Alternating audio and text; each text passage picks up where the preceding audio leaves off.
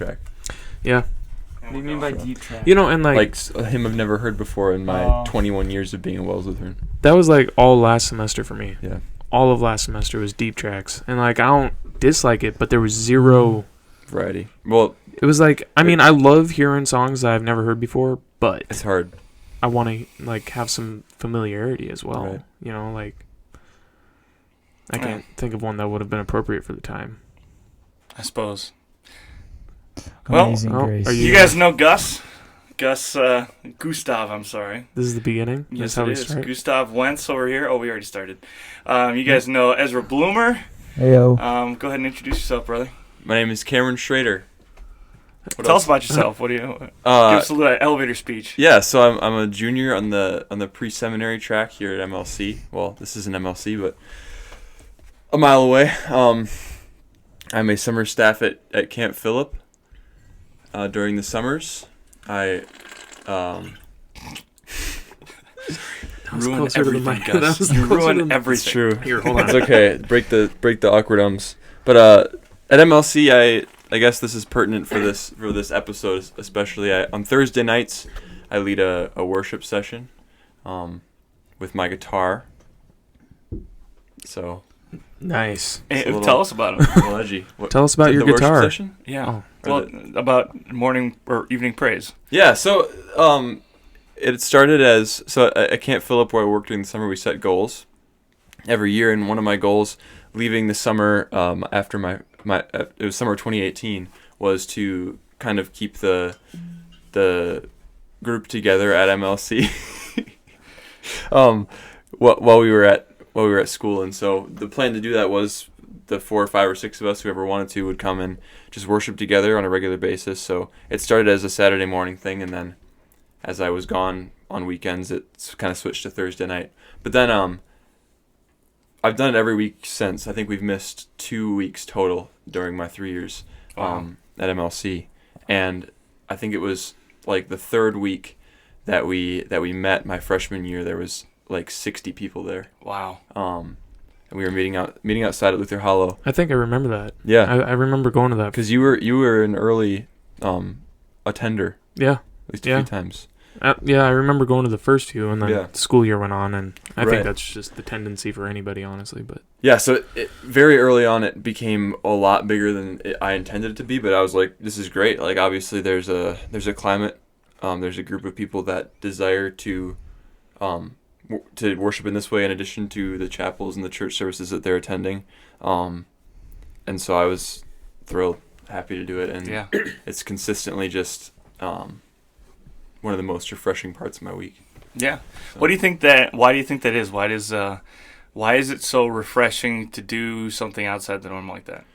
Yeah, I think that it's a way to have increased community. That's what I've always said, is that we do pray, we do sing a lot of songs, and there's a message every time somebody gives a devotion. But one of my favorite parts of the sessions, and one of the things that I think has caused it to grow so much, is that, especially when we're outside, people will stay 20, 30 minutes up to an hour afterwards and just talk and pray together and share their burdens. And like, this is something that happens, but not in an intentional way. But being able to, I guess, facilitate this community around worship that allows people to do that has been really cool. And then that just makes the worship itself more meaningful too, because these people know that it's a safe place. And I think also, just to more directly answer your question, the variety is really cool. God has blessed us with many different styles of music, some of which fit really well in the physical church, others of which maybe can be enjoyed elsewhere for the most part. But no, I think that just like there's lots of different types of music, there's lots of different types of people, and worship certainly exists outside of music. And so when it comes to music, I think that we can worship in the way that we would like to, and that's a beautiful thing. Okay. What do you mean by that when you say worship the way we'd like to? Yeah, there's a good and proper way to worship. And there's plenty that is said in Scripture about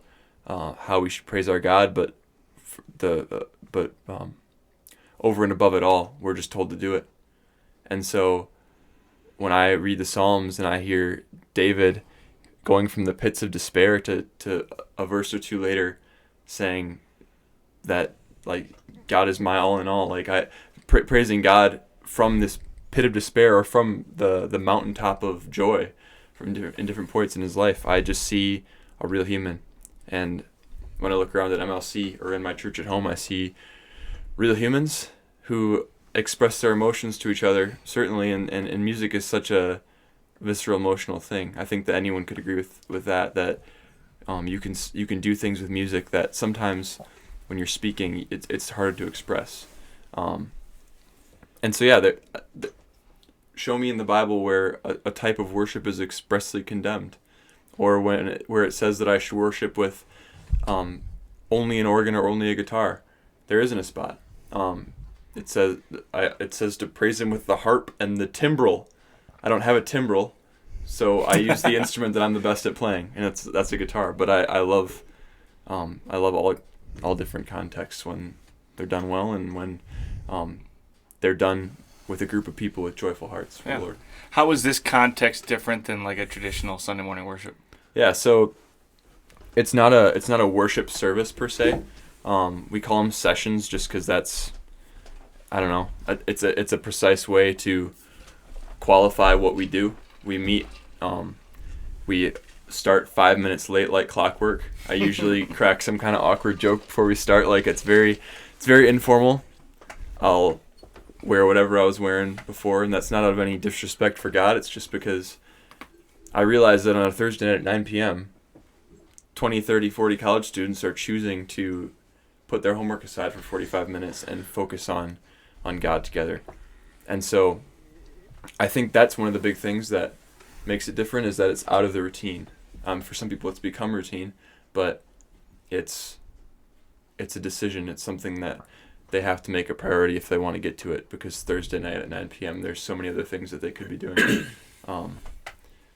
So the intentionality of it is different, the formality of it's different, and then just the fact that different guys will get chances to lead devotions, whether it's a pastor track guy or we've had some teacher track guys too. No staff ministry guys yet. I don't know if I know any staff ministry guys. Yeah, and then I lead it with my guitar. There's no reason that I haven't brought in other people for that, beyond just that I play the guitar and it's something that I love doing, and so it makes it less of a time commitment for me because I don't need to meet for practices or anything. I work with the person who's giving devotion, choose songs that fit the text, and then maybe practice for 10 minutes beforehand to find the keys we're going to play them in, and just fire when ready, you know? Yeah. Awesome. So, Ezra, you attend often. Seems like it's a pretty big part of your week. What draws you in? Why is it such a big thing to you? Yeah, I think one of the words that Cameron used that I think would pretty well explain why I keep going back is the word that, like, it's kind of your decision to go. And so for me, just chapel just is kind of my routine and stuff. And I go to chapel or, do devotion or somewhat on a pretty regular basis. But this just is kind of something that, like, it's fun for me as somebody who likes routines to, like, get out of my routine and choose to worship, put everything aside and just for an hour be in the presence of God, worship with other people that have also chosen to be there. Cameron used the word community. I think that's a good word to sum it up. Just a bunch of people in community worshiping God together is so powerful. I mean, that's what heaven's going to be like, right? I used to be so terrified of heaven because I'm like, worshiping God for, like, eternity. Man, I can't even sit for an hour. That sounds like, I don't know. Yeah, exactly. You can't barely sit for an hour. And then, I think one of my first experiences, like, what maybe heaven will be pretty fun is, like, Choral Fest.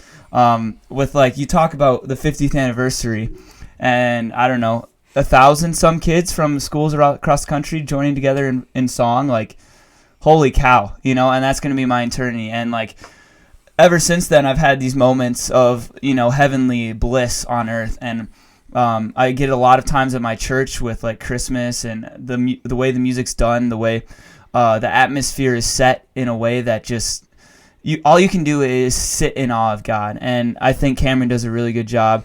The night is set up in a way that all you can do is just sit and worship God. So it's really fun for me. That's what brings me back. Yeah. So you guys are both very passionate about the music side of things. You do sing some hymns, both hymns that are in our hymnal, some hymns that will be in our hymnal but aren't yet, and with the new hymn ministry or hymn project. But how do you go about selecting the music? Yeah, so this was a huge learning curve for me. Of course, starting as a freshman, like I was playing guitar and helping with chapel where I went to high school at Luther High School in Onalaska.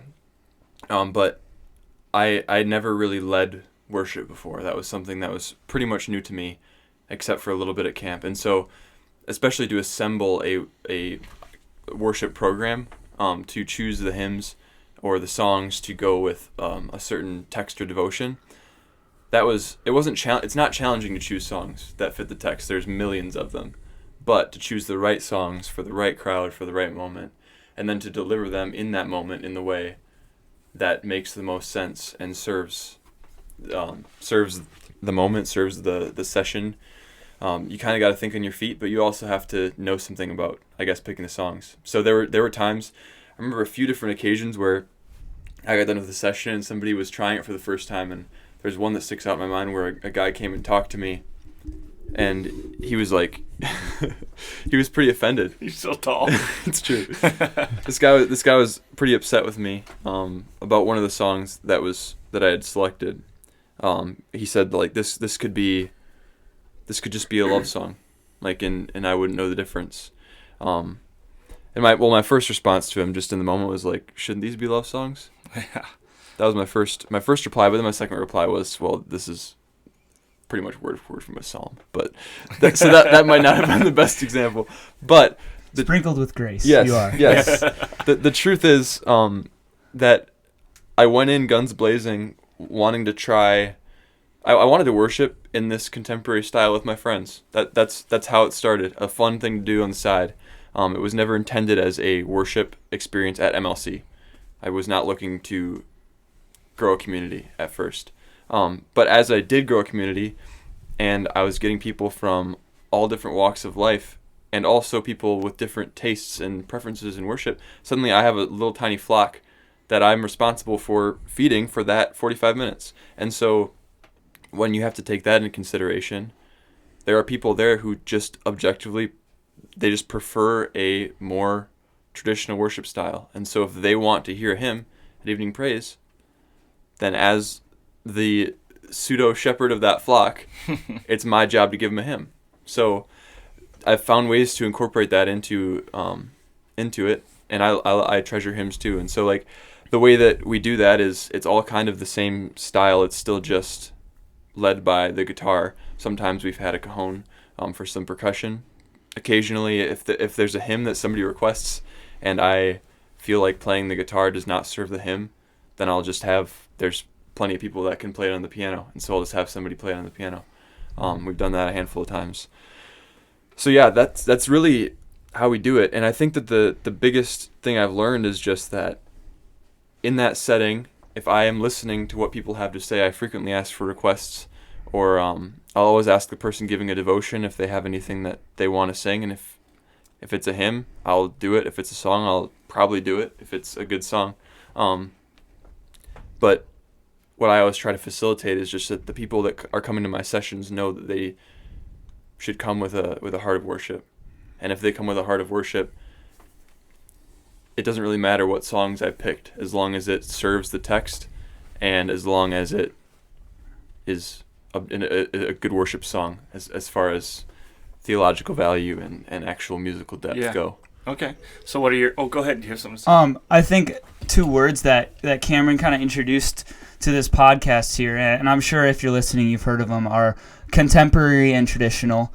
And, I think that there in the church today, there's definitely debate sometimes about, what style is best, what style is best for a certain church. And I've really have made it an effort of mine to get outside of using those words. I don't think that it should be this scenario that we set up of contemporary versus traditional, or this new age type of music versus the hymnal and stuff. But the only thing the Bible truly says about that is the heart posture behind it. And so, Cameron, I loved where you went with it at the end. You were like, well, it doesn't really matter what type of the night looks like. It's just, is it worship or not? And so in this debate that can happen sometimes between, what way is right, what style, how do we do Sundays and stuff, or, even the Thursday night or something, I think, honestly, is a little bit, it's so temporary. Like, it just, all that matters is it true worship or not? And so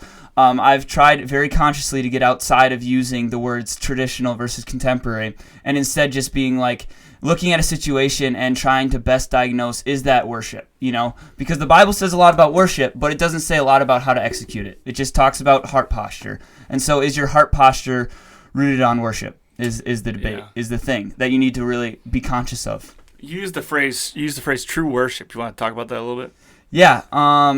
So, the Bible really only talks about, the heart posture about God, or the heart posture of us as we approach worship with God. And I think it talks a lot about being humble before Him. It talks a lot about, lowering ourselves and just recognizing that He's the one that's done everything for us.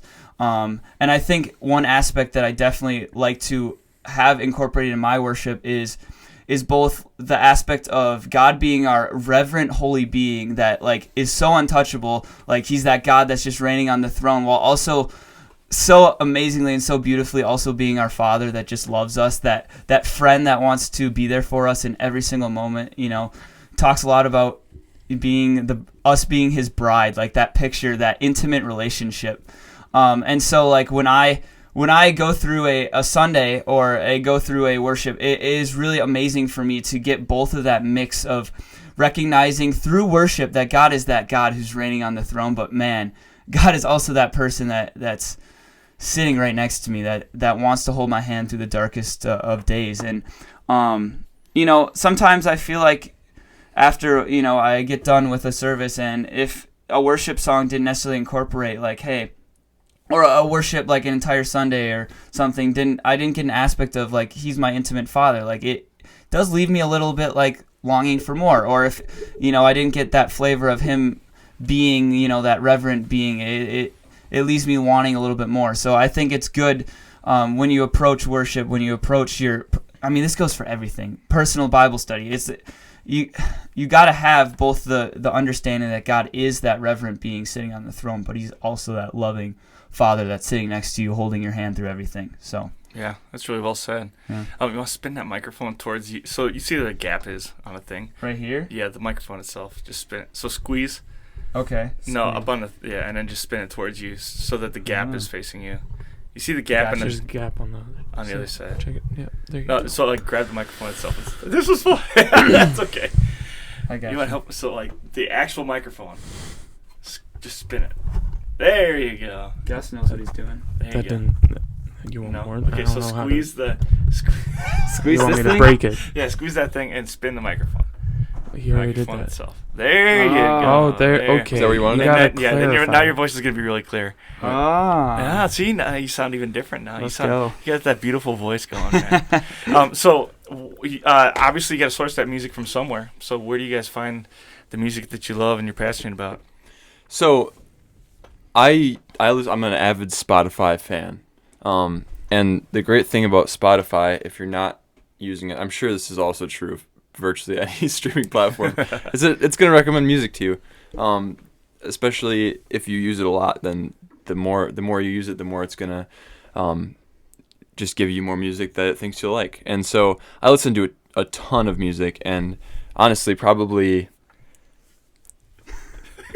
You were so graceful about that. Yeah. Anyway, go ahead. You listen to a ton of music. 15 to 20% of that might be worship. Like it's not like it's all I listen to. But it's easy when you enjoy 10 worship artists or 10. I used to be really into CCM, so not like church, not music that I would necessarily consider worship music per se. What does CCM mean? Christian contemporary music. Yeah, like sorry, pop, Ezra. like pop Christian music. Artists like Toby Mac and things of that nature. Yeah, so it could be pop, it could be rap. There's Christian country. I haven't listened to it. Yo, Dude, KB on the Christian rap though. Dude, have you listened to him? Have you listened to Flames album? The his Lutheran ones? Oh, it's There's so two now. good. There's two. Mm-hmm. Oh my goodness. The first one's what? Broken Tulips or something like that. It's good. Oh, it's amazing. Yeah, KB's pretty lit too. really good. KB is great. Andy Mineo. He goes hard. Yeah, Mineo's a little out there sometimes. Oh, I love Andy. But he does a good job. KB's 10K Reasons. Oh my goodness, that Yep. song is really good. Yeah. So I have a question for you then. Yes. So when listening to like this newer Christian, contemporary music or otherwise, whether it be rap, country, whatever, when listening to that newer stuff, how do you go about assessing whether or not it would be good in a sense, like making sure it's scripturally sound, I guess is what I'm trying to say. Yeah. Like, how do you assess that? Because I mean, there's definitely great songs out there that have not great meanings. You know what I mean? Right. So I think the best way to do it is that I wouldn't say, oh, here's a new. You use Toby Mac as an example. Sure. I haven't listened to much of his new stuff, but I wouldn't take his album and say, okay, let me go through one by one with my Bible open or with my Bible Gateway open next to me and start Googling keywords of the song to see if it's actually in Scripture. Or I wouldn't necessarily go search out an album to do that. What I would do is, so I listened to this guy named Brandon Lake, and so say I like his song Graves into Gardens, and so which is a great song. Yeah. I'm trying to determine if I can use this song for one of my praise sessions, or someday when I'm a pastor, if I can use it in church. Whatever, we'll talk about that later. If it's appropriate, I'm trying to determine whether or not I can use it. So since I love that song, then I'm looking at like, okay, well, what is this song telling me? Is it preaching me a sermon of doctrine? Because sometimes that's really cool when you can look at a song and say, we were just talking about. There's an artist named Judah. It's just Judah with a period. He's the lead singer of a band called Judah and the Lion. And he has a song called Fullness of God. It's literally, the entire song is just Ephesians 3. May you be filled to all the measure of the fullness of God.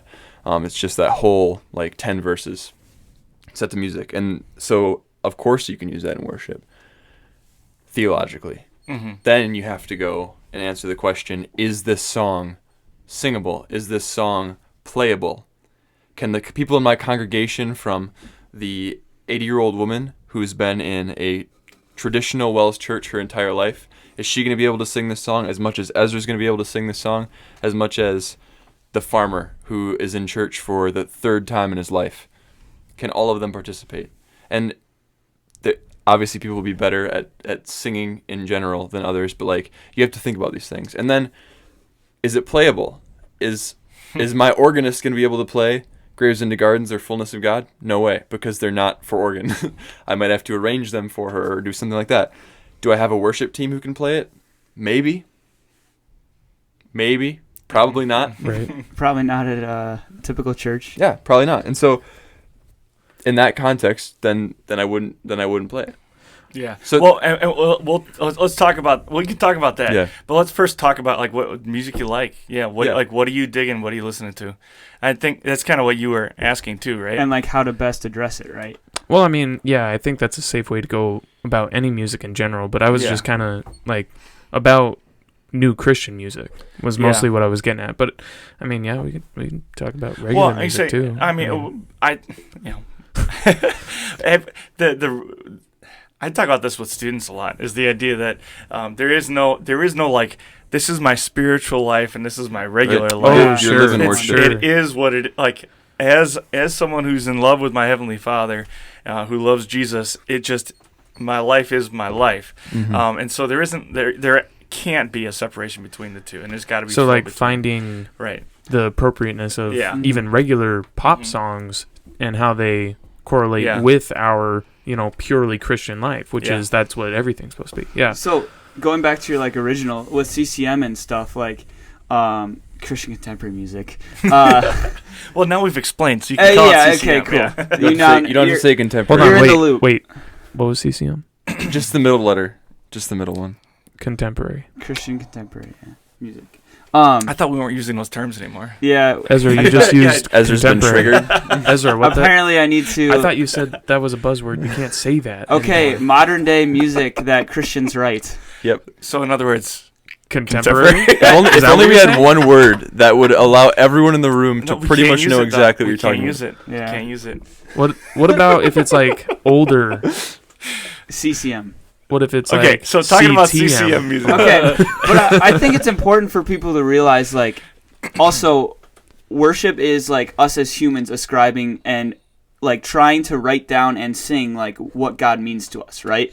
And so I think it's important if you're listening to a song and, you know, something maybe doesn't like click with you right away, like you can't immediately cast that out as like heresy or it's something that's not doctrinally correct. Like, yes, when they say something that is, you know, like clearly doctrinally incorrect, then you go back to the scriptures and you're like, hey, like this does not make sense and maybe I shouldn't, you know, be ascribing to this because it can lead me down a path that maybe, you know, we shouldn't go down. But I think of there's a, you know, Reckless Love is one song. Like, would I like in the Bible it doesn't say anywhere that God's love's reckless, but for me as a human being, looking at God's love, it's pretty reckless to me. Like the fact God would leave the 99 sheep, you know, and go after the one sheep. Like, what about the 99 that he just left? Like, it doesn't make sense to me. And so worship is, like, we see it in the Psalms, like David making and trying to use language that really doesn't, like, make sense, but it's just his way of ascribing who God is. And so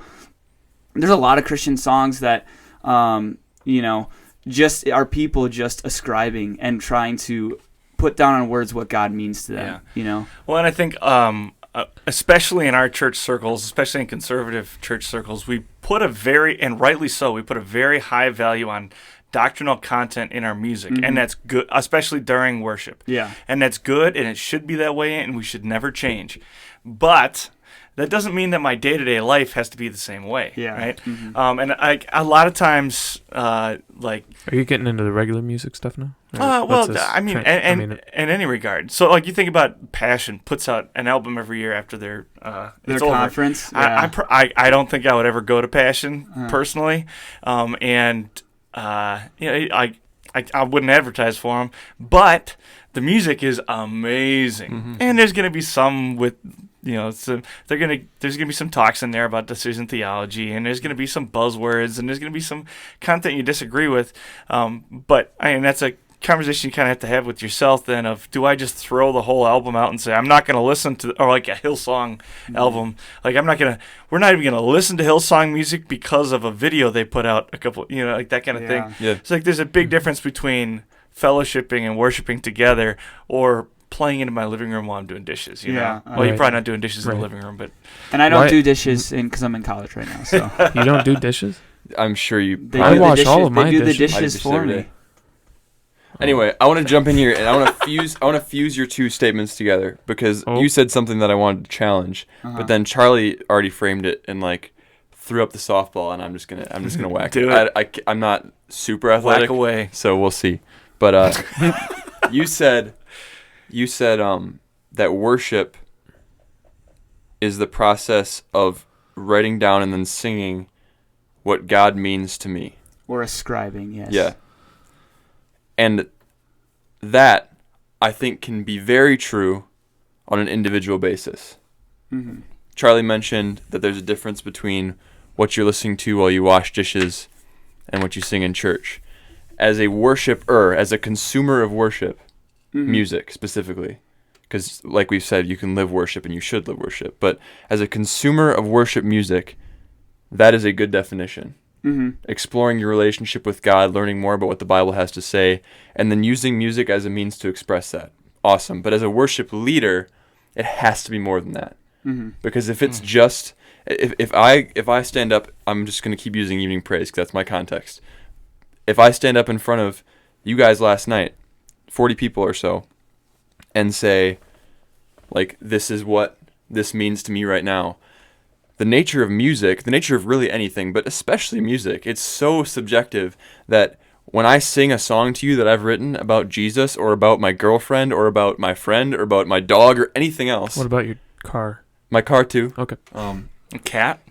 anything. Now you're starting to Believe sound it or like not. country music. Yeah. What about Gustav's out here for defending country. yes, I am. What about a truck? His new girlfriend, his old Backroads. girlfriend, But the girl it's that dumped him about in high backroads.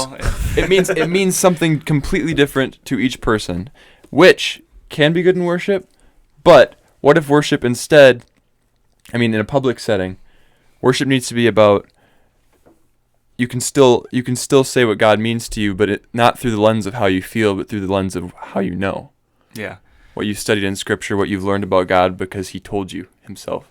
Well, and I think you kind of talked. You didn't really talk about it, but you also kind of did talk about it when you were telling the story of how it came about. There are like 6 of you who just wanted some personal worship time together, and it very quickly turned from personal worship into corporate worship, and those are 2 very different animals, right? But talking about just personal time with Jesus and music right now. Well, let's just keep going back to that. Let's talk about music you're digging right now. What do you? You got your whole. I got my stuff, I got my Spotify on repeat. Are we supposed to look up the Christian music we listen to right now? Or well, you don't have to. I'm just on my normal stuff. Yeah. Like this is everything mixed together. Nice. I could just name drop a Sure. few. Go Dude, ahead, drop some names. So with the idea of we got a bunch of dudes, college and high school age dudes watching, and we've talked about music a lot, but we haven't actually specifically mentioned it. So we have to censor who we listen to. This will destroy my ministry. There's a band called the Grey Havens. I have not. I'll admit I have not listened to them a ton, but their songs that I've used at least 3 of their songs in worship services, not even evening praise, actual worship services, because they're just dense. This song is called The Grey Havens. Grey Havens. Grey with an A. This song is called At Last the King. Sang it for an Advent service. Young Oceans. This is one dude, and he puts out this like really kind of ambient, chill music. I sometimes can listen to it while I study, but usually I just kind of listen to it in my room, like if I'm looking for something to quiet my heart. And he often just sings scripture in these just beautiful like ambient washy kind of things. Josh Garrels. If you're going to become a fan of Josh Garrels, beware, he just announced he's taking a year hiatus. So but he put out an album and then said he was leaving. So he does like this. His style is all his own. Gus is gonna have to pick up the slack. You're gonna have to drop your album soon, Gus. Yeah, it's true. Yeah. Country rap. John Foreman. So regular. Oh, John Foreman's the man. John Foreman is about to drop a project this week. And that's the lead singer from Switchfoot. Yep. He's dropping an album, a solo album called Departures. He's got a lot of solo work already, but every single song that he's released from this album has been so good. And John Foreman's a great example of somebody who is a Christian, but who has been intentional about saying that he's not releasing Christian music per se. Right. Switchfoot. Actually, if you go to like a music store or even a library that has CDs, and you look at CDs, It stands for compact disc. It's a disc that's compact. Okay, because like you said, this is for young viewers, so that's true. people probably don't know what those are. Pre-Spotify. When you log into the Apple Store, That picture that you see, right, that they call the cover of the album, that used to be on a physical thing, not your phone. And before that, it was on. They probably know what vinyl is now. Oh yeah, yeah. well because That's the that's hip like thing. coming back and that's. So when you go to a record store. But yeah, so when you go to your record store, to get your Starbucks, get your latte. right, To buy your girlfriend a gift. if they have Switchfoot music at this record store, there will be some albums in Christian music and there will be some albums in rock, but like different albums from different eras, because there was a time where they were releasing Christian music and then they said they're not releasing Christian music because you'll reach a completely different group of people, because there's a demographic of people that will not listen to music unless it's labeled as CCM, and there's a demographic of people that will not listen to the music if it's labeled CCM. Yeah. But anyway, John, he's a deep thinker. He reads a ton of philosophy and just reads a lot in general. So yeah, I cannot recommend John Foreman and Switchfoot enough. Pine Grove, cool folky band. I was listening to them like on loop as I was moving into my dorm room. I'll give like 3 more. Chris Renzema, He's signed to Centricity Records, which is the same label as a lot of big names in the worship industry like Chris Tomlin. I believe Matt Maher was on Centricity for a while. Chris Renzema is really good, but not like the music he's releasing isn't like worship music. It's still like kind of on the line. And then I need to recommend my favorite band of all time, which is Colony House. Oh yeah, that's Stephen Curtis Chapman's sons, right? Stephen Curtis Chapman also he's the GOAT, but he is the GOAT. There's nobody better. I still listen to his '90s albums all the time. I do too. I have them all on CD.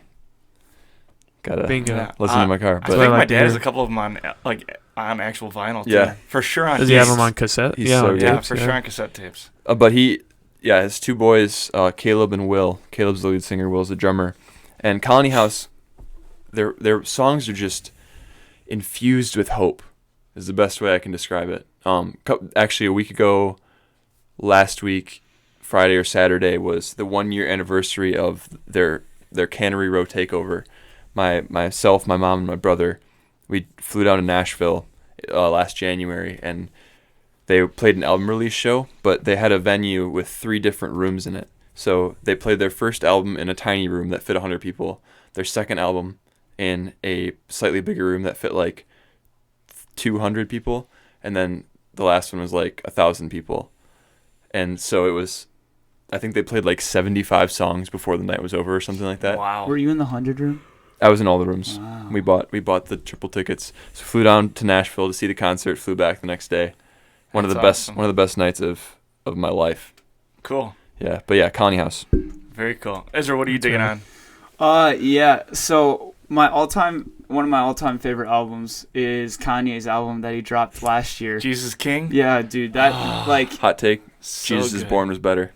No. Are you talking about I disagree. the choir one? Harsh disagree. Dude, Harsh it disagree. rips. Yeah, but Okay. think It does about rip, but it's think not about how better many than- people It's were true, hit. you're right. man. I Think was about just how trying many to cause people were hit trouble. with the gospel because of what Kanye No, did. you're absolutely right. Like, It's a great album. It was, And the That- reason is that it is so good. yeah. Yeah. I listened to that before every single game I play. Hands to you. When he The only song on that album. So the best of Kanye's gospel songs so far is Revelations 19:1, which is not an original song to him, but that one's on Jesus is Born. But otherwise, dude, Jesus King is so good. when he has Kenny G on his album, oh my goodness, like his saxophone playing, just heavenly. So I'm huge into them. I really like John Bellion. John Bellion's a guy that we talked about this one time. Yeah, me and Goose really bonded over John Bellion. Bellion. I saw him in concert live.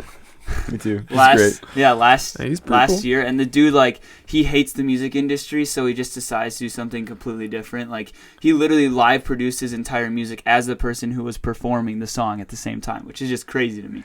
So talented. It's kind of crazy. Like, he has some faith background too, so like there's definitely like that. There's a spiritual aspect to it. Obviously, he doesn't make it the forefront of anything or anything like that. But let's see who else. Chance the Rapper does. Chance the Christian Rapper. stuff sometimes. He does. Yeah, and he does a pretty good job of it too. Yeah, he's not he bad. does. Well, he's a little bit duplicit. Is that the right word? I don't know. He'll pair basically a gospel song with not a gospel song. Right. You think was it Crayon Box? Is that what was the Coloring Book? Coloring Book. There we go. Yeah, Coloring Book was like give you a whiplash. But it's a masterpiece. It is a masterpiece, and the music is awesome, but it does give you a little bit of spiritual whiplash. Yeah. And just real quick, the only actual like moderately Christian Kanye song I've listened to so far was Ultra Light Beam. So I haven't actually listened Jesus to Walks. I haven't which listened is not to his new in any album. way, shape, or form. Actually, he did a Christian version of it. I've It's on listened to YouTube. Yep. Okay, I'd be Sunday interested in service. listening to that. Yeah, Ultra Light Beam. I'm pretty sure it has Chance the Rapper in it. It doesn't say feature or anything on it, but they're like Well, yeah, he friends did. or Well, he something. did that one like post conversion and before to the Life gospel. of Pablo. Yeah. Go ahead. Keep But going. one other person Chance the Rapper has sparked is Justin Bieber. And he's been, He's his changed, dude, his life seems to be just turned around like by the grace of God, and like he's, loving his wife like in amazing like staying faithful in an industry that doesn't want you to be faithful, and like he's doing great things, and I really love his new stuff. Anyone is just like this brilliant love song to his wife, and then Chance the Rapper on Holy, like that song is really good too. And then one other artist that's more in like the Christian realm of things is I have to support Him and Her. If you're looking for a great band that is Wells based or is made the move to Nashville, right? So my aunt and uncle basically have traveled across the country in a little like van thing and have played like probably at pretty much every Wells church there is by now. But they didn't go to mine. Montana's not. You're kind of out of the way. Yeah, you're kind of out of the way. Ooh. Ooh, yeah. Okay. I had to drive a by whole, the way, like 0.5 miles. They were on this here. podcast a long time before you were. So anyway, keep going. But yeah, they're in Nashville now, and it sounds like they just played for a huge like magazine down there, and they've been doing really good things. And they played for New Release today, didn't they? Yeah. Something like that. So like they're just making connections right now and seeing what happens. So I'm really excited for them. Yeah, they opened for Beats for Heartbeats a couple of years ago. And who was the other? Rhett Walker. Yeah, Rhett Walker. And Koine. Yep. And obviously Koine Koine's doing some more CCM style stuff. I really wanna love Koine, but I have a hard time sometimes. Well, it's indie rock. Lie. It's not. It's a different. Yeah, it's like they bring the sound that I want like right at the beginning of their songs, and then it turns into the rock part, and I'm like, man, it was like that close to being. I'm gonna just call right. up Brian and be like, hey Brian, I know this guy named Gus. Well, hey, yo, I've like met him twice. Like they've come to Montana. Made the trek. Yeah, they represent. Yeah. But their music's great. They're awesome in concert. Like they're awesome in concert. Like I love their live performances. Yeah. But I don't know. And they've taken a little bit of a step back. But now because of the step back they've taken, they've been able to produce a lot more of their own music, like original music, which is cool too. Gus, that's it. Yeah. Before we move on, can I just interject? Yeah, absolutely. So you were shouting out Justin Bieber, which you should absolutely do because he is doing really awesome things, especially using his platform for the gospel. But Anyone and Holy were actually written by John Bellion. Yeah. So another comment on that. Like right now, Kanye is kind of in a hot mess, right? Oh yeah. And Justin Bieber, give him time, he'll end up in some hot water again. We're going to talk about Christian celebrities. We love, like you say, and my encouragement. We don't need to. We definitely don't need to trash him. No. Yeah. But the fact that they are very visible means that when sinners make mistakes, they've now put a giant target by coming out as Christian, if you will. They put giant targets on their back for the devil and the world, right? And so my encouragement is, especially when you're talking about figures like Justin Bieber and Kanye, who were already polarizing. Polarizing for sure before they were Christians, or at least strong Christians. First of all, it's a blessing and it's a wonderful thing that they have any relationship with Jesus at all, first of all. And second, even if they do someday, I hope they don't, I pray they don't, but even if someday they do fall away, it doesn't change the value of the work they're producing now, which is holy, right? You know? Yeah.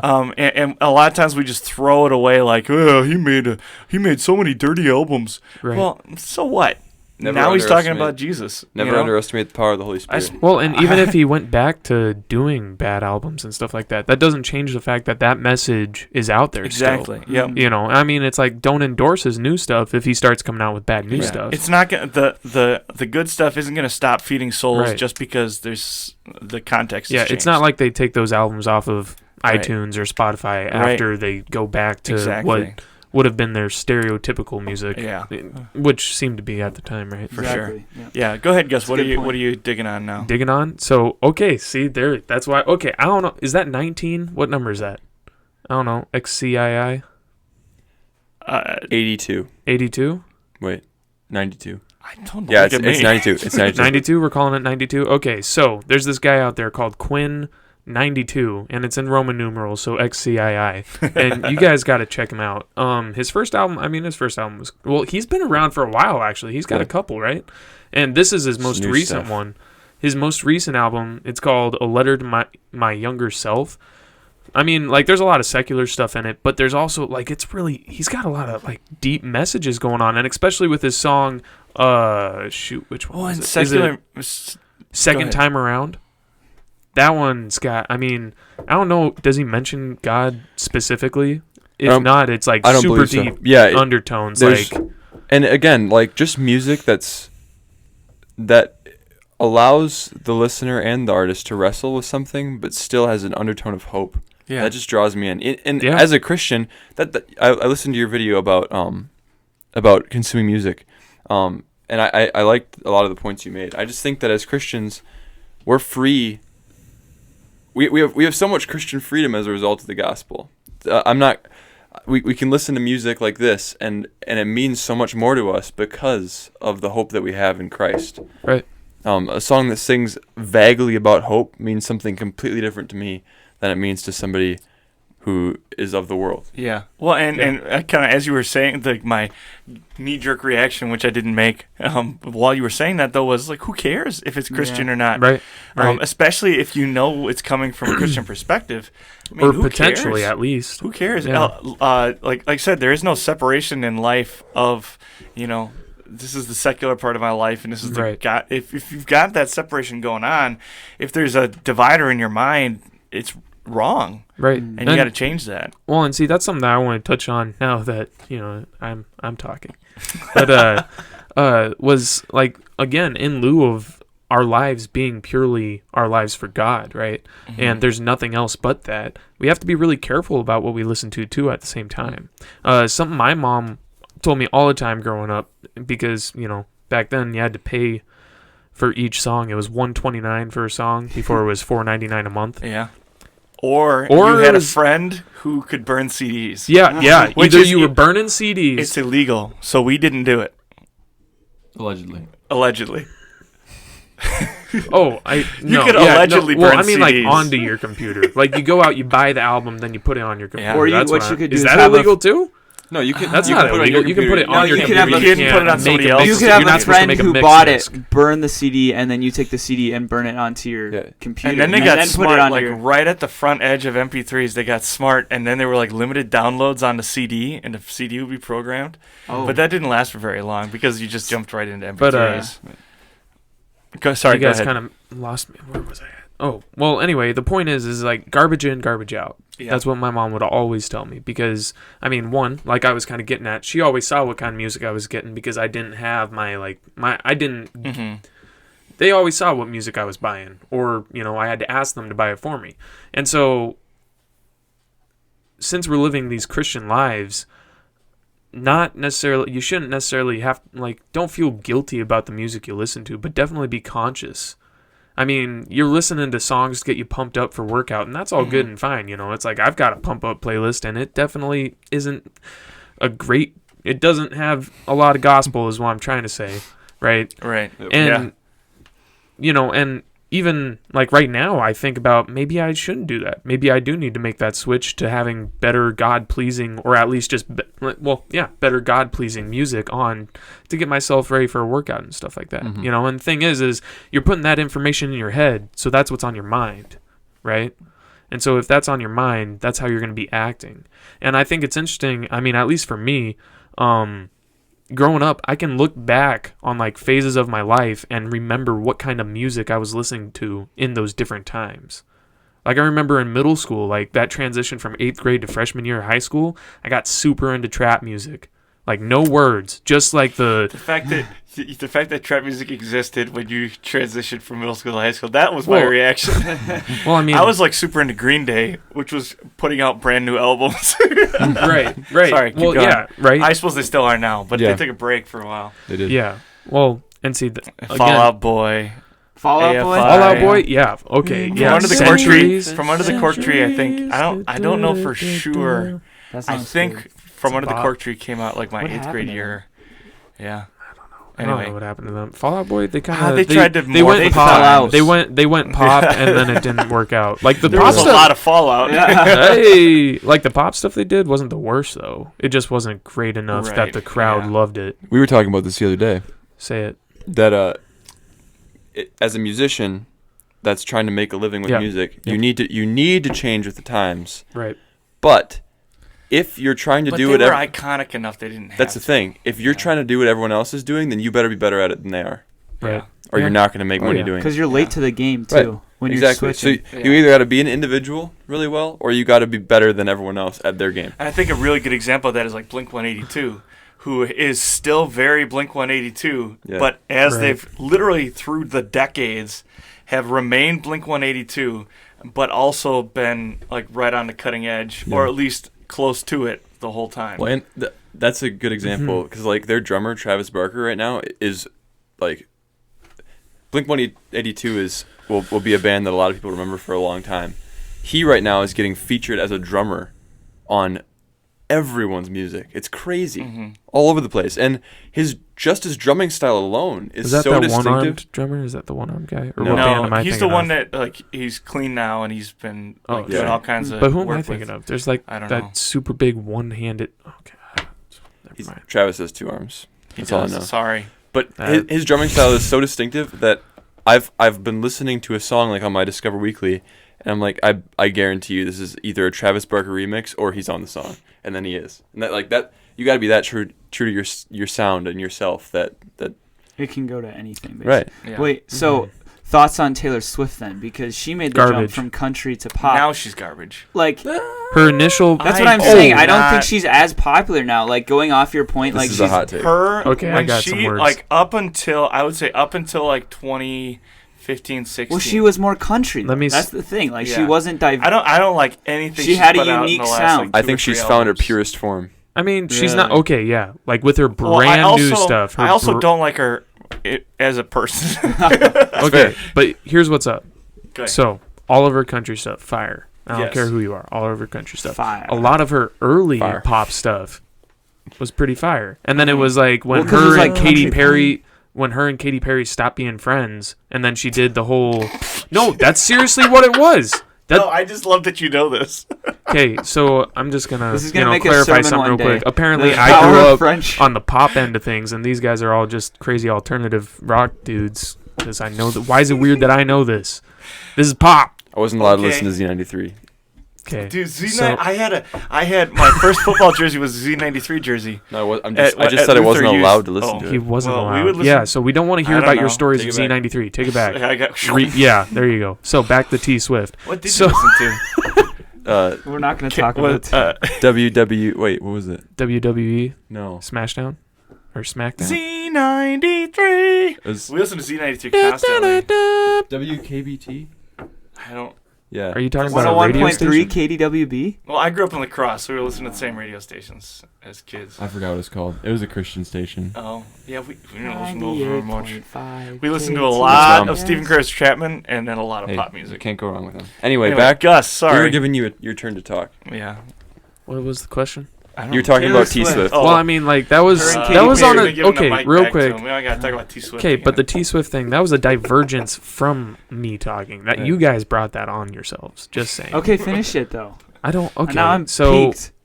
okay, so her and Katy Perry stopped being friends, and then she released that one album that had "Look What You Made Me Do." You guys remember? It was like Yeah. "Look What You Made Me Do." that was like about Katy Perry. That was after they like broke became not friends, and then she made that album. And it was supposed to be like roasted Katy Perry, and it was just garbage. It was like her version of Lemonade, uh, except with Katy Perry. I don't think. I get think the Lemonade reference. was more of a success. What's Lemonade?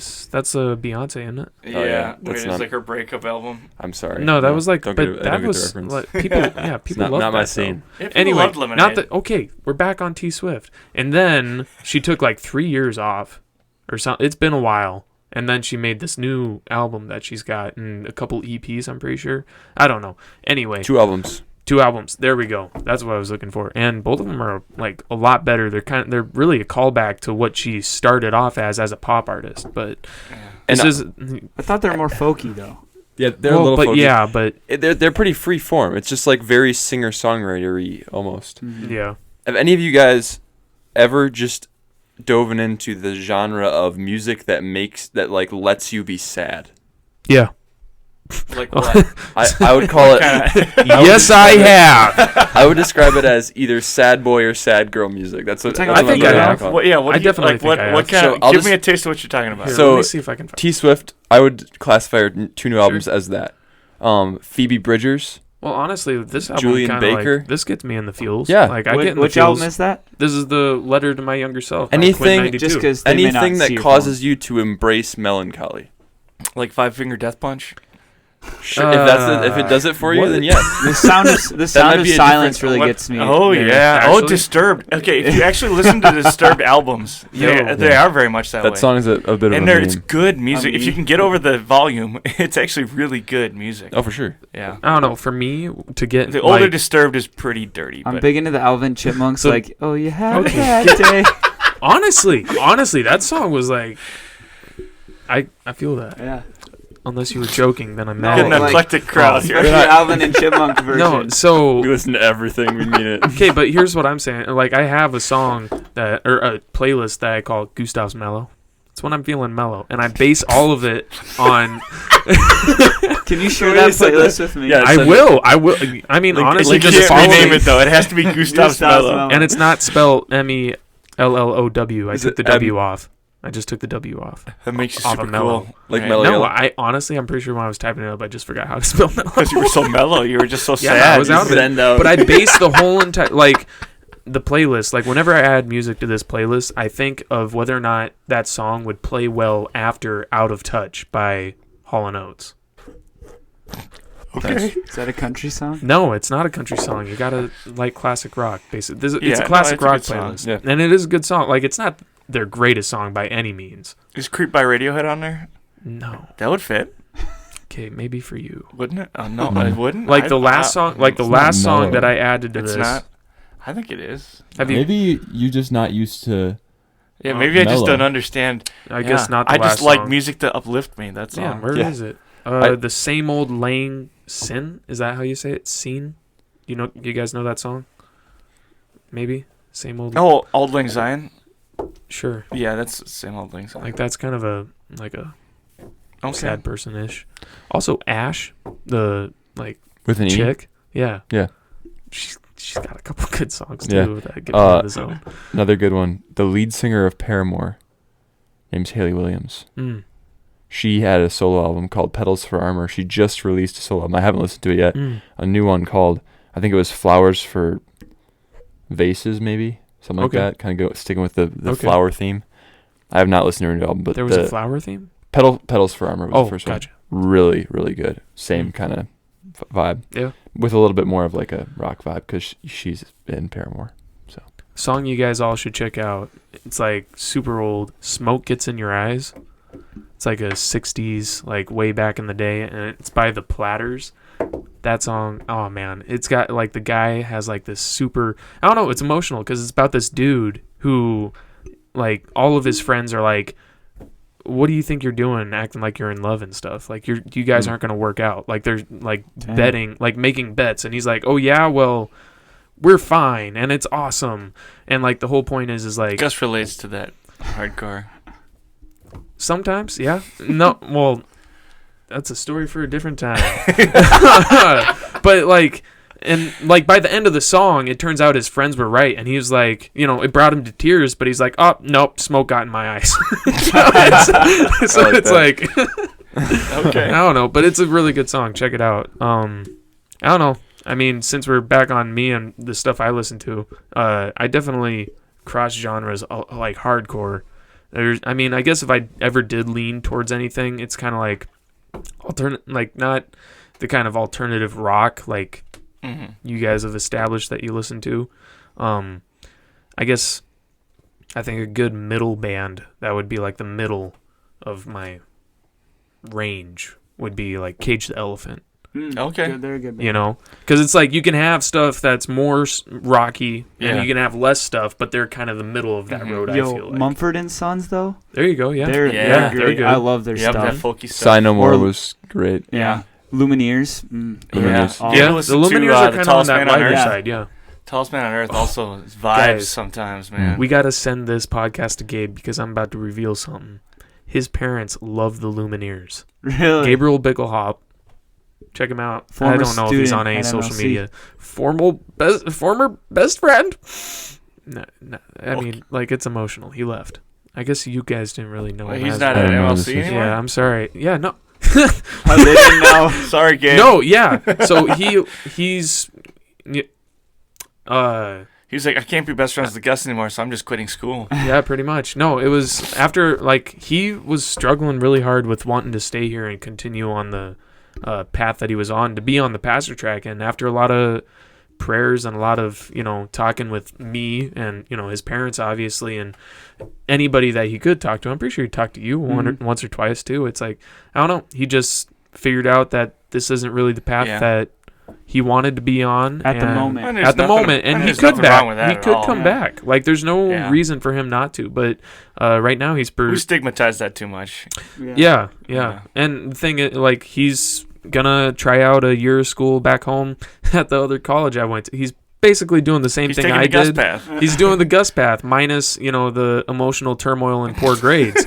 But And the agriculture focus, right? oh no, that you're getting the Come on, timeline Ezra. wrong, my man. fault, my you got fault. you Yeah, got my don't you- timeline wrong. We're gonna have to straighten this out after the podcast. Study up on your Gus history. Yeah, dude. That was in Wish high I could take a school. class in that. But he's doing like a CNA program at the. Well, he's going to become a nurse, is what I'm trying to say. Which is That's tight. Yeah. which is pretty That's awesome. awesome. I mean, apparently he likes that. He works at a nursing home right now, so. But he But his was. parents really love the Lumineers. But his parents really love. Well, apparently, because I had it turned, like, when we were driving home at the end of last semester, I had one of my playlists on called Goose Beach. Also follow that playlist. Just It's follow a- Gus on Spotify. Yeah, all of please. my Just playlists find Gus have on Spotify. Wait, use Apple Music. Apple though. Music. Check I me out saw on it. Apple Oh, Music. Apple Music. Okay. Not worth Maybe it. I'll What's your maybe what's your call sign on Apple Music here? it's like at Penguins 37 or something. I don't know. Yeah, I'm glad I asked. Must have made his account in third grade or something. Okay. Just Sorry, kidding. I love Just penguins. waiting for you to say like, no, it was yesterday. No, penguins I are actually cool. don't know. I don't- Penguins are cool. They're like my third favorite animal. They're my When you're a first second grade favorite. teacher, you Penguins have to have 18. first, second, You gotta and choose. third. They're my Penguins first favorite 18. animal. It's a good Okay, so picture. get over Okay, it. very nice. But yeah, Lumineers came on. He's like, "Yo, my parents love this band," and I'm like, "Oh, That's really nice." Pastor listens to the Lumineers, I guess. Awesome. So that was kind of neat. But who sings Reptilia? The Strokes? cool. Yeah. Look it up. No, I'm pretty sure it is. I don't need to look it That up. sounds familiar. Yeah, I'm pretty sure it's Strokes. You guys know the Strokes at all? I've heard Nah, of I'm Not not super well. familiar. No. Which is weird because it seems like I've talked to a lot of people on campus, and that's like a big band that people listen to. Like, they really like the Strokes is kind of a. I mean, try at not least to- in the junior class, There's a big lot group of my dudes. classmates. They don't really have the like same. rock They don't have music. the Yeah. refined I taste. try we not have. to conform. Right. We're folky, man. Yeah. We're okay. But yeah, that's Gabe's favorite band. It's not a Fun banjo. fact. I don't care. We're not T Swift people. Yeah. Okay. Only Cameron here. Hey, But so, yeah, we're, I grew up on the Beatles, sir. Yeah. Same. The way that you're supposed to. I'm writing my history paper on the Beatles Dude, Oh, yeah? really? for That's Grunwald's awesome. class. See, That's That's How the one Beatles band- changed Western music. it changed the world. Yeah. yeah. Love the Beatles. So as we wind down here, we did just touch a little bit on music and worship and things. So you guys have both yeah. been able to incorporate. I know it's a little easier at the church that you're from, but you guys both been able to incorporate more contemporary music with worship. I have a quick question. Yeah. For Go I mean, ahead. I guess it's kind of a question for all of us, but like going forward, this whole idea of involving more contemporary music, like that's a big thing for at least you guys. I mean, for me, I don't know that I'm gonna mind enough when I get into my church someday and I'm doing my ministry. But I guess how would like what's your game plan? Yeah, Like that's in the what I was future, gonna like, basically oh, ask, yeah. okay. So, well, like- yeah. Like, well- how do you guys do what you're doing here? Well, It- we don't have time to talk about that, but, Right, but, I like- would say, like right Yeah. now, if somebody's looking and saying, like, "Hey, man, we need to do some contemporary stuff in our church," or I know, like, we want to, what's your suggest? Like, where there do you you go. start? Yeah, Where do you that's a- start? Yeah. I think that if you want to start anything in your life, you should start doing it. That sounds really stupid, but it's true. There's no preparation that's necessary to adore your Lord and Savior. Read the Bible. Listen to worship music if you want to expand your catalog and your knowledge of what songs are out there. And then when you feel comfortable getting up in front of a group of people and doing it, then do it. And context really matters too. Because again, I started with 5 people, and you can do things there that you can't do in front of an entire church. Like Ezra goes to North Cross in Lakeville. I would never suggest that somebody who started playing guitar 6 months ago gets up and tries to lead worship because quality matters, frankly. Yeah, that's true. I think going off that point, like, that's a really good model for those who are really into music and can actually like perform and do it. But what do you do if you're not that type of person? Because I know a lot of my friends that really love and would love to incorporate maybe a little bit different flavor in worship, but they just don't have the skill set nor the capability to make something like that happen. And I think my dad, like the church that I grew up in, he's a pastor at North Cross, mentioned before. What he did was he reached out to those in the community that like he knew were able to actually play well. And so you go into those high schools that are near you. You go into those other churches and say, "Hey, I'll pay you $40 if you can play this weekend or whatever." And people are willing if you're wanting to ask. And so I think number one is put together a game plan of who you can ask. Go into those churches. If you're a person in the church, it's a conversation you're going to have with the pastor, right? Mm-hmm. That's going to be the number one thing, and make sure the pastor's on board. Like, hey, lay out your game plan. Like, hey, this is why I think we need this, and then also get the pastor on board. Because I tell you, a lot of pastors are on board with, if they have a need in the church, they're going to make it happen. That's our job, right? As pastors, as future pastors, or as pastors now. So, have those conversations, find those people, execute on it. You don't need to be a musician to make it happen. And it doesn't need to go all the way right away. It doesn't need to go from one of our services every month is going to be a contemporary service. It can start out with playing guitar in the offertory. I would go as far to say, like, playing a guitar in the offertory, and just you don't need to push the envelope all the way in all at once. You can you move definitely slowly. can't. I'd go as far to say that you can't. You should. Because, like, I remember, and again, you said we're running out of time, so I'll be fast. But I remember doing a Bible study class when I was doing college at home last year, and it was like one of the basic ones, and so we had people all ages in there, and I remember that came up one of the nights we were talking about what worship and like music would be like in the church, and what would it like, is it okay to play guitars? And as much as it is important to try and break that stigma of guitars being like that's fine, it's like there's a lot of people who are very against it, and it's like aggressively against it even. You know, like that's impossible. There's no way that should be a thing. And you got, and someday in our ministries we just got to gauge the way that our congregation is, because really what matters is that we're, like you said earlier, is we're just guiding these sheep. We're guiding these fellow believers and making sure that they get the gospel every single Sunday. And whether that means we compromise what we want, I think, that's definitely got to be a step that we take, because it's not really our job to make the church what we personally want it to be. Yeah. And kind of on back to what we talked about earlier too, like the difference between personal, worship and personal music that you listen to, and kind of breaking that barrier. It's hard. It's hard to get over that. And whether or not you sacrifice your want for contemporary music, I think that's going to be a big decision for us, definitely, in the ministry. Well, absolutely. I think one point, I think you also need to gauge, is that a couple strong, opinions in the church, or is it the church at large? Because the biggest thing that's going to happen is that the loudest voices are going to rise. Obviously, the opposition, it's with anything.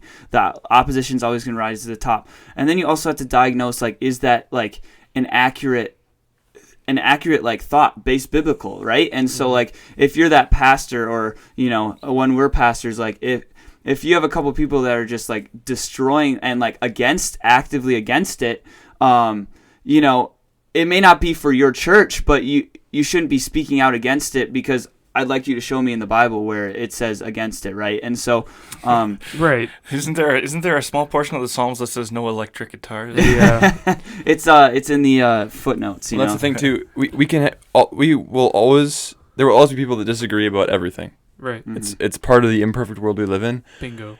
We can see who can turn their figurative amp up louder, and we can have this push and pulling relationship of like, show me where it says this, or like, that's not the tradition that we're used to, so why would we mess with tradition? Like, we can have this just constant fight of back and forth, but at the end of the day, if you can talk to those members and form a relationship with them and show them that you care about them and about worship, and to show them that you know that they care about you and worship, then you can have a conversation with them where you say, hey, music is not a means of grace. Right. Bingo. Yeah. That is a word in a Right. sacrament, which means that the way that you choose to sing or play instruments on Sunday morning is adiaphora. Mm-hmm. And so my job as a pastor is to serve you in the best way that I possibly can, because that's what I've been called by God to do. And so I want to accommodate you in the best way that I can, but I also need to accommodate the other 98%. Yeah. Right. And this is the flock, and we're going to move forward as a flock. Right. Not as a nation divided. The church is not bipartisan. This is a group of people that are rallied around. I was reading Ephesians 4 today, and it talks about how we are growing into the body of Christ. And it talks about how there are no individuals that we need to be worthy of our calling. And I just thought that was so cool, talking about how through the lens of grace we're all the same. We're all sinners and saints, and we've all been saved. And so what do we have to do except for praise and sing about that? Absolutely. And that conversation's got to start and end in love. Yeah. As we close out here, thank you to our sponsor. I forgot to mention him earlier. None of you guys have beards, but the sponsor of this episode is Brigadier General Beard Oils and Supplements. Good I'll stuff. put the link down below. When you like and comment and share, you can also check out the link. It's sites.google.com. Whatever. Sites it's /Brigadier General, or you can find him on Facebook. Pretty easy to find. We've got Gus. Where can we find you? You already mentioned your Spotify. Yeah, check me.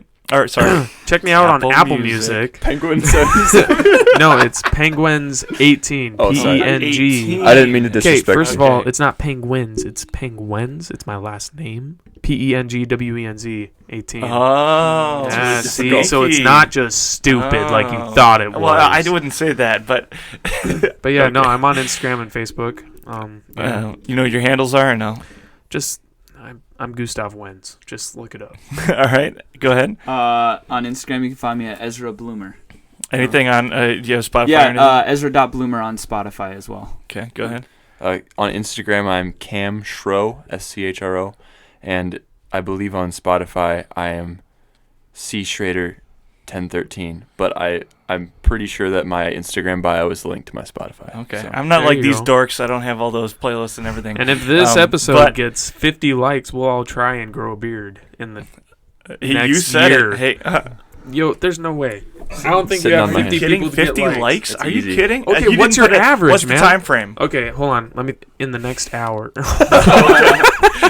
Okay, it's hold posted. on. Put Okay. an end time on Well, it. okay, real quick. I'm not What's your shaking. like average likes? Is Like- that nope? That's not. Oh no, I Mhm. gotta understand so that I Nope. can make Hey, it seem Okay, like first a of all, challenge. this is a new channel that's growing. So Ezra's the already doing it. podcast is going to be downloaded somewhere between 2,500 to 5,000 times in the next 3 months. The YouTube Okay. video, who knows? Okay, the YouTube video has to get. So you're already chickening out. Okay, Well, within I'm the not next chickening month, out. how That's many? more realistic. Let's You say can't within like the next a 4 weeks. podcast. Within the next You can subscribe to it. Okay, You can't within the like next it. 4 months, how many likes do we need to get Gus to grow a beard? Next 4 months. So Sorry, like 4 at the- weeks. Oh, so like at the end of the 4 weeks, if the likes are up, then I start trying to grow a beard. Yes, Oh well, I mean, I 4 weeks from said- Saturday. How He said many? 50. You said 50. 50. If Alright, this video fine. gets Yeah, let's 50 go likes 50. before a month from today, And what does grow a beard mean? What does try to grow a beard mean? yeah, 3 months? Okay, and also now 3 it's months just of no me. shaving. I said us. 3 months of no shaving. Yeah, it's just me now. First of all, I just Okay. want to clarify that. And we'll Yeah. all listen to your playlist while you do it. Please do. Yes. Okay. Actually, I got to clean up You can some find me. playlists since people are You gonna can find follow me it. on Facebook as Charlie Ungemak. You can find the Gird Up podcast and community as Gird Up on Facebook, and then Instagram is Gird Up _like_a_man. You can find a website and all that other good stuff. Find us on Patreon. Information's at the end. Go be the man that God created you to be. And you can also go find them digging in the garbage. If you're behind one of my Domino's. students, it's time to go to bed. I'm just gonna do a roast every time.